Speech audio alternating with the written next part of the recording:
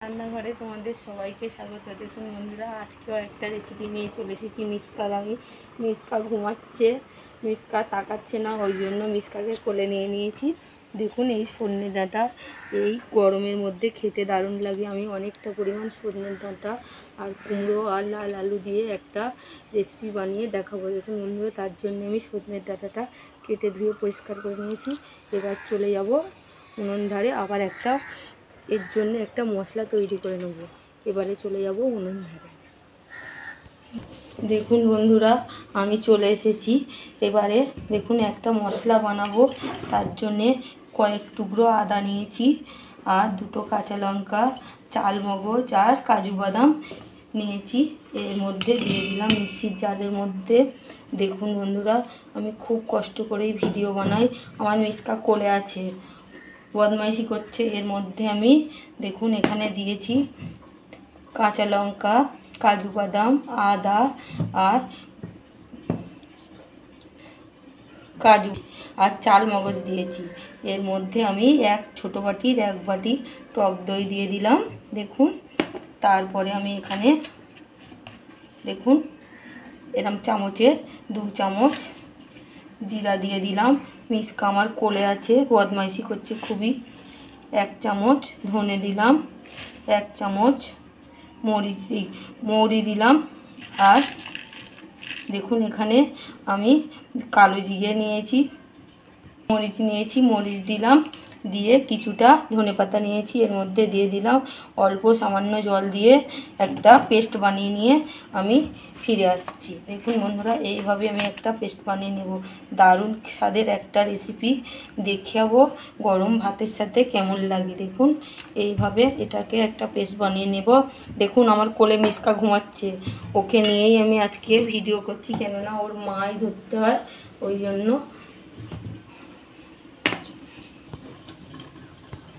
ওদিকে পেস্টটা করতে দিয়েছি, এদিকে আমি কড়াইতে রিফাইন অয়েল দিয়ে দিলাম কিছুটা। আজকের রেসিপি দিয়ে 2টো শুকনো লঙ্কা দিয়ে দিলাম ফোড়নে, একটা তেজপাতা দিলাম। আর এখানে আমি দেখুন আলাদা গোটা জিরা অনেকটা পরিমাণ দিয়ে দিলাম। এই রেসিপিটা বাড়িতে একবার হলেও বানিয়ে দেখুন, খেতে দুর্দান্ত লাগে।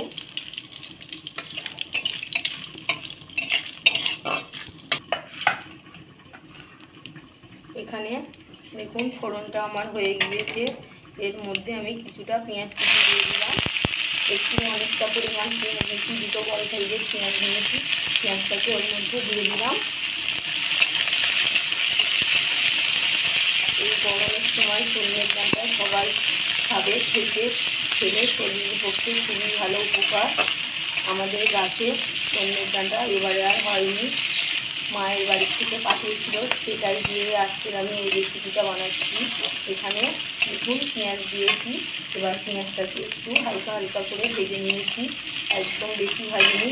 তার মধ্যে দিয়ে দেখুন এখানে কুমড়ো, লাল আলু আর গোল আলু আছে, এইভাবে এর মধ্যে দিয়ে দিলাম।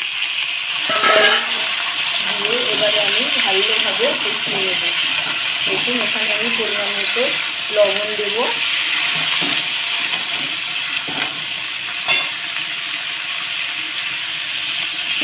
স্বাদ অনুযায়ী লবণ দিয়ে দিলাম। দিয়ে আমি ভালোভাবে একটু কষিয়ে নেব। একদম অন্যরকম একটা রেসিপি। দেখুন এখানে মাংস ছেড়ে এই রেসিপিটা দিয়ে গরম ভাত থেকে দুর্দান্ত লাগবে বন্ধুরা। এখানে তোমরা চাইলে পেঁয়াজ দিতেও পারো, নাও পারো, একদম সম্পূর্ণ নিরামিষ করতে পারো, কিন্তু আমি পেঁয়াজ দিয়েছি। পেঁয়াজ দিলে এর টেস্টটা আরও দুর্দান্ত হয়ে যায়। দেখুন এইভাবে দেখুন আমার মিসকা আমার কোলে বসে আছে, তার মধ্যে দিয়ে আমি কষে আসছি। তোমাদের কাছে আমার অনুরোধ রইল, এই ভিডিওটা পুরো দেখে বাড়িতে একবার হলেও বানিয়ে খেয়ে দেখো, দুর্দান্ত লাগবে। এবারে আমি একটু ঢাকা দিয়ে একটু কষে নিয়ে আবারও মশলাটা করে নিয়ে আসবো। দেখুন বন্ধুরা, কত সুন্দরভাবে আমি এই কুমড়ো, আলু আর লাল আলুটাকে ভেজে নিয়েছি। এবারে আমি এখানে দেখুন কেটে রাখা খানিকটা টমেটো একটা বড় সাইজে দিয়ে দিলাম। দিয়ে আবারও এইভাবে আমি একটু নাড়িয়ে নিচ্ছি।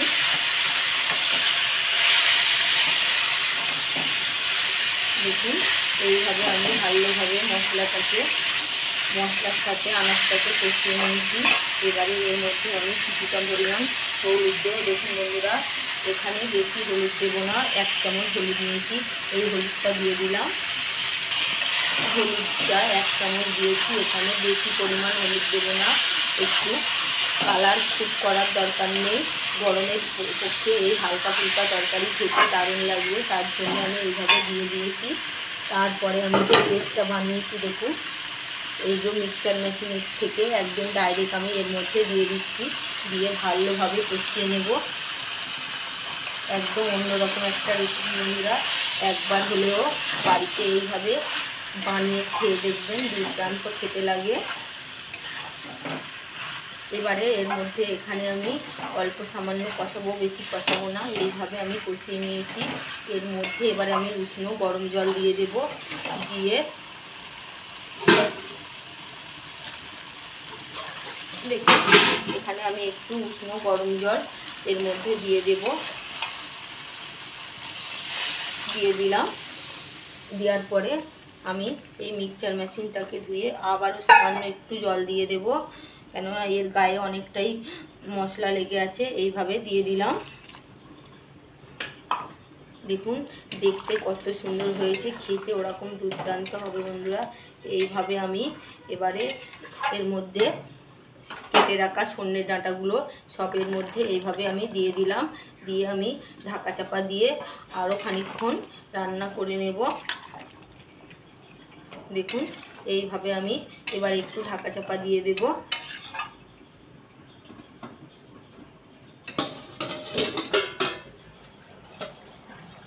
দেখুন এইভাবে আমি একটু ঢাকা দিয়ে দিলাম, দিয়ে এখানে 10 থেকে 15 মিনিট একটু রান্না করে নিলেই এই নিরামিষ একটা পেঁয়াজ ছাড়া নয়, পেঁয়াজ দিয়ে একটা মাছ ছাড়া একটা নিরামিষ তরকারি বলতে পারো, যে পেঁয়াজ দিয়ে একটা রেসিপি দুর্দান্ত খেতে লাগবে। একবার হলেও বানিয়ে খেয়ে দেখবেন। দেখুন বন্ধুরা, আমি 5 থেকে 7 মিনিট পরে একটু খুলে দেখে নেব কেমন হয়েছে।